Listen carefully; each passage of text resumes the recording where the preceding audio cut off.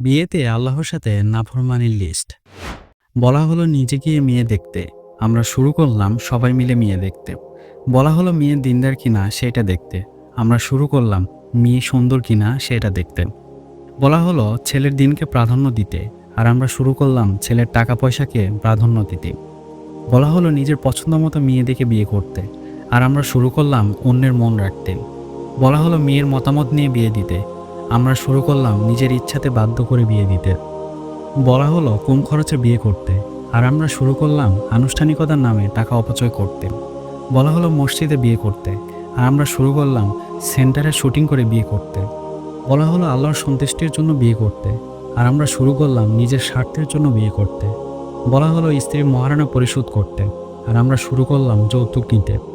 বলা হলো বিয়েকে সহজ করতে, আর আমরা শুরু করলাম কঠিন করতে।